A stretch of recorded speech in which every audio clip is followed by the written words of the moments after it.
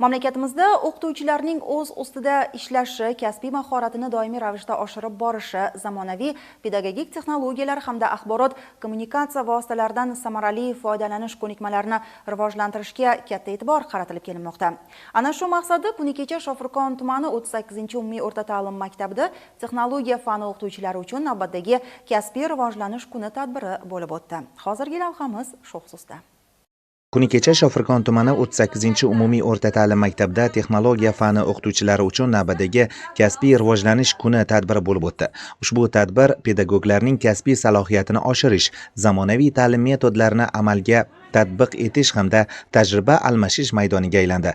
Tadbir Buxoro viloyati pedagogik mahorat markazi tomonidan tashkil etilib, unda mazkur markazning texnologiya fani metodisti Nigina Salimova master trener sifatida ishtirok etdi. U mentor va yetakchi o'qituvchilarga ta'lim jarayonini samarali tashkil etish, o'quvchilarning qiziqishini oshirishga qaratilgan innovatsion metodlar hamda o'quv jarayonidagi yangiliklar yuzasidan atroflicha fikr-mulohazalar bildirdi. Buxoro viloyat pedagogik mahorat markazi tomonidan ushbu kasbiy rivojlanish kunida mentor va yetakchi o'qituvchilarga to'g'ridan to'g'ri va masofaviy ta'lim metodlari, o'quv yangiliklari o'rgatilmoqda.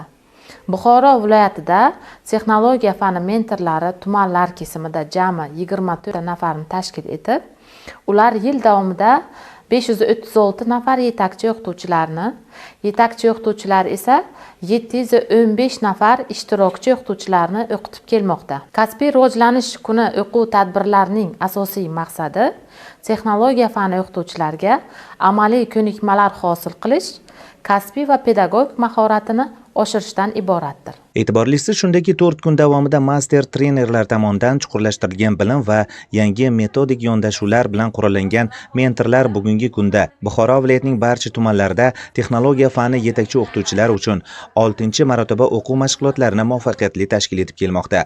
Bu esa ta'lim tizimida uzviylik va barqarorlikni ta'minlashga xizmat qilmoqda. Mana bugun 38-maktabda kasbiy rivojlantirish kuni tadbiri tashkil qilindi. Bu tashkil qilinishdan maqsad texnologiya fani o'qituvchilarimizning yangi metodlar, yangi usullarni o'rganishda Buxoro pedagogika mahorat markazi tomonidan bu tadbirimiz tashkil qilingan. Mana shu tadbirda o'qituvchilarimizning faolligi natijasida turli xil metodlar va usullarni o'rganyaptilar. Mashg'ulotlar davomida interaktiv va ijodiy yondashuvga asoslangan quyidagi metodlar amaliyotga joriy etildi. 1 daqiqa metodi tezkor fikrlash va tahlil qilish ko'nikmalarini rivojlantirishga qaratilgan. Yangi yil barabani metodi jamoaviy ishlash va faol ishtirokni ta'minlovchi usul. Ranglar jilosi metodi tasavvur va kreativ fikrlashni kuchaytirishga xizmat qiluvchi metod.